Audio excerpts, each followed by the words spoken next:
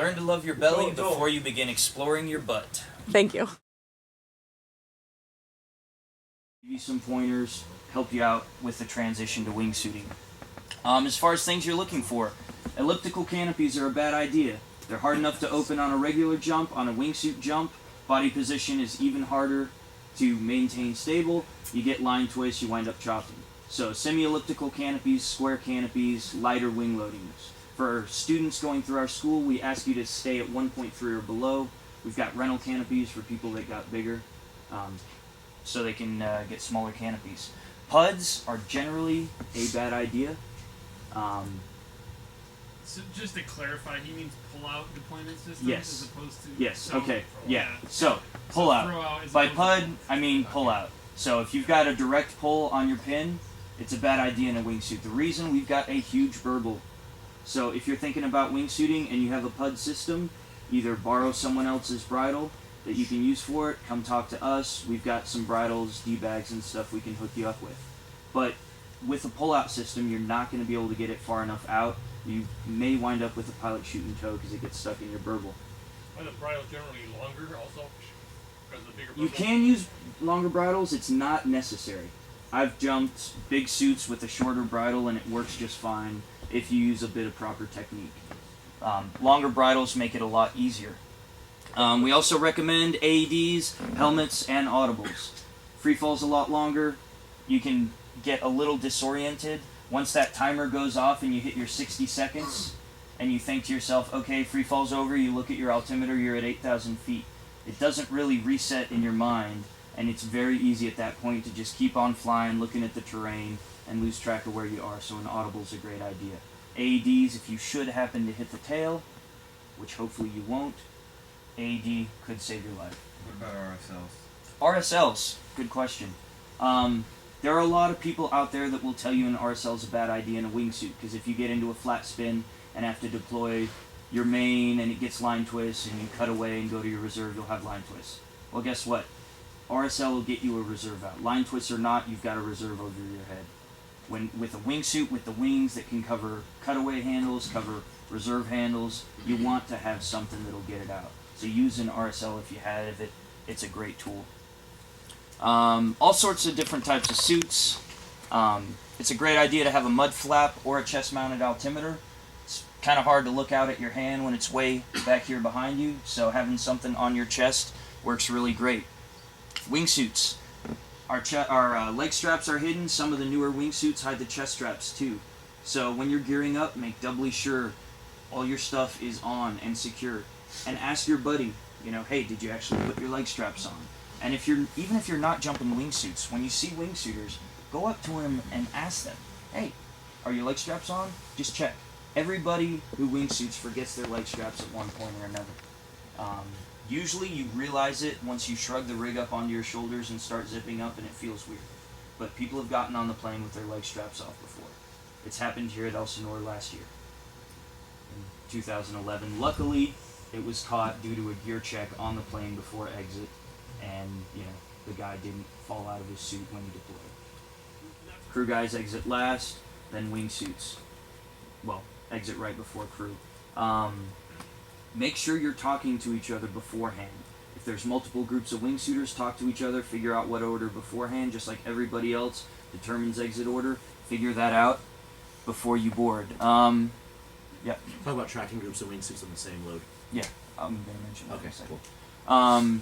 If you're boarding and you've got a big way on the plane, or if you're part of the big way and there's wingsuiters on the plane, have the wingsuiters sit on the bench that you're not going to lift up. It'll make it a lot easier. That way you put all the people, and it's a general big way, good idea, put the people that are going to be getting up on the bench that you're going to fold up. That way people aren't having to sit on the floor while everybody else is exiting.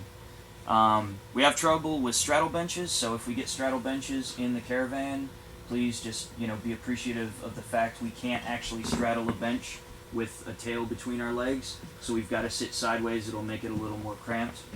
If a wingsuiter asks you to hand him a seatbelt or something because he can't reach around because of all the gear, just help us out. Teamwork. Yeah, so gear checks, hugely important. We usually get out a ways after everybody else, the plane will drop us out usually about at the lake. I've actually gotten out, and as I got out of the plane, most of the rest of the load was already under canopy. So if you're, standing around on the ground, looking to see if everybody's landed, especially on a sunset load, if there were wingsuiters on the load, be aware we're going to be coming down quite a ways after everybody else.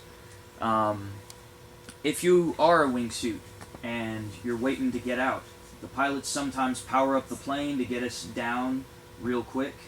Make sure that you get a good cut from the pilot, that the flaps go down, that you hear the engine throttle back, and that the pilot gives you the green light or gives you a thumbs up. You want to know that the pilot's ready for you to exit. All right? And also make sure that he knows you're still on the plane and that he didn't forget about you. This shit has happened, all right? Seriously. I've seen a wingsuiter exit the plane also when the pilot was getting ready to set him up for his exit point, and the wingsuiter was just like, oh, I'll just get out now. Plane at full speed. All right? So check, look, be a heads-up jumper. I'll ask you, hey, is anybody pulling high? Anybody pulling above 4 or 4.5? If you're pulling at 4 or 4.5, there's not a problem at all. Our flight time's long enough, we're not going to intersect at all. If you're pulling above that, then you may want to take your track towards the freeway. Otherwise, just let us know so we can know we either need to fly farther away to not get in your way or something like that, because otherwise you're going to wind up with a wingsuiter flying by you while he's on his back shooting video of his friend, and yeah, it's not a cool feeling. I've had it happen a couple times, canopies opening up high. It's not a good feeling for either party to be near each other at free fall speeds. So just be aware of that. When you do open up on a tracking dive, if you are that way and there's wingsuiters, please just turn around and start flying back towards the drop zone. Don't keep flying away towards the mountains, because you just get farther into the airspace that the wingsuiters usually fly in. If you jump a wingsuit here, you know this. The pilots are really good here about giving us special jump runs if we need them, working stuff out. If you jump at different drop zones, it's a lot of times very different. The pilots don't work with you as well. You got to communicate a lot more. But please communicate with the pilot all the time. So here's our flight path. So when you guys are tracking, you usually wind up. There we go. Usually tracking and deploy right around this area, right over the edge of the houses.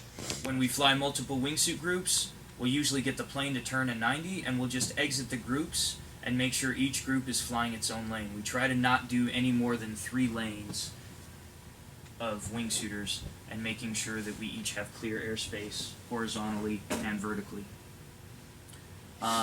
Carrying a cell phone is a great idea, even on tracking dives. There's a greater possibility you'll land off the drop zone. Take a cell phone with you, have the drop zone's phone number in it.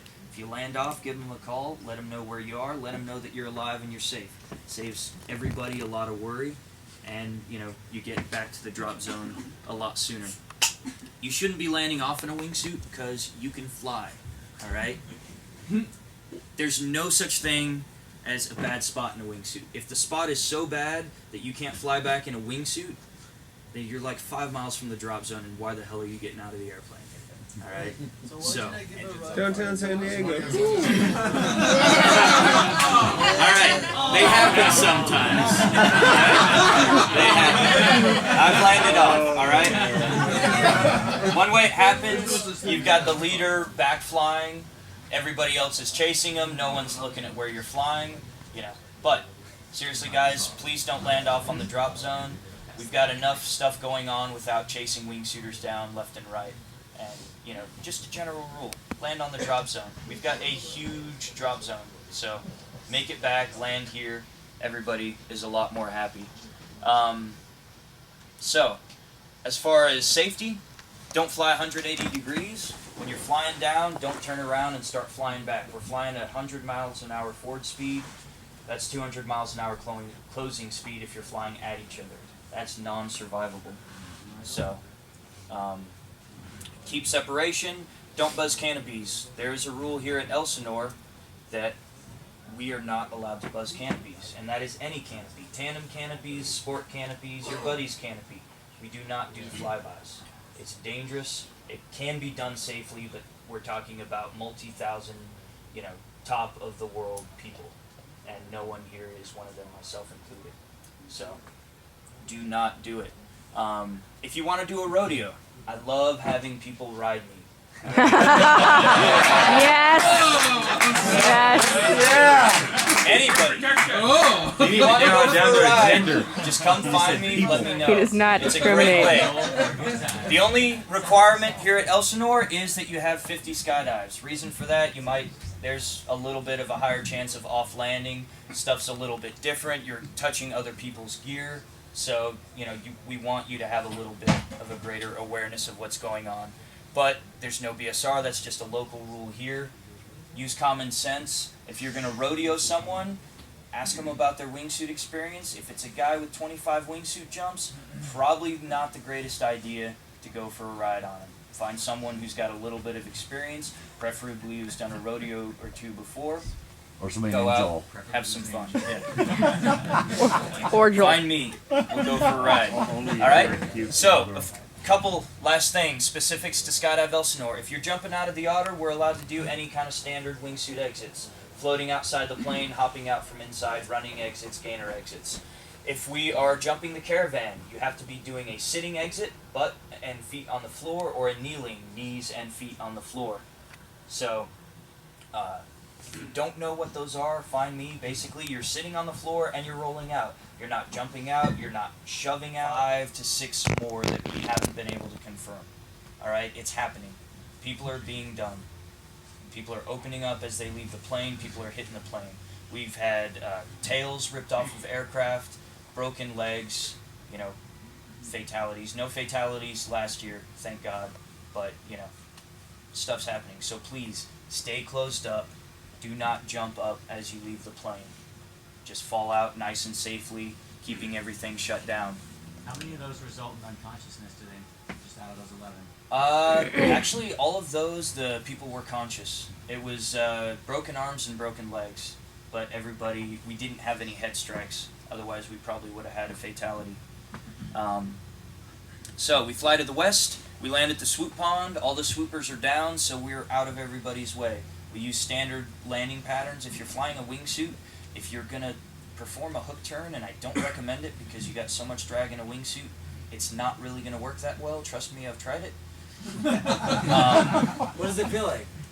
It feels really weird. You start speeding up, and then it's like an air brake hits you as soon as you stop your turn. So it's pointless. If you are going to do greater than a 90-degree turn, though, let the other wingsuiters know because they're going to be landing at the swoop pond with you. We do that so we stay clear of the tandems because tandems will be coming down about the same time as us. Keeps us nice and out of the way.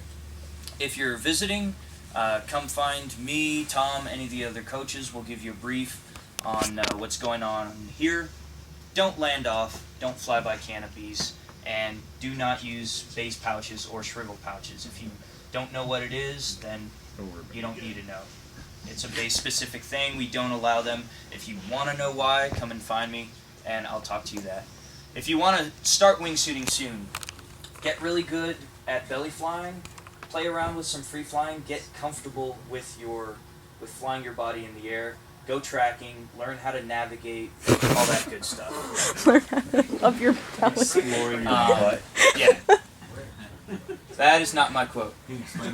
Alright? And learn your canopy skills. Go do some crew. Doing crew before you wingsuit is great because you understand your canopy a lot better.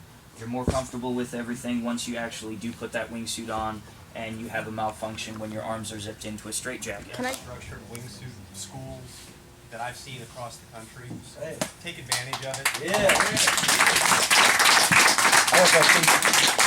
Who are you? Who are you? My name is Scott Valentine. I travel. One of the top wingsuiters in the world right here, people. I was one of the organizers for the last 2 records that were done here. I organized around the country. I was organizing in Puerto Rico, organizing a flock and dock at the end of the month. Awesome. So you've been wingsuiting a long time? About 7 years. Awesome. I How got many? about 1,700 wingsuit jumps. Nice. Cool. So, Thanks for being here. Yeah, buddy. Learn to love your belly before you begin exploring your butt.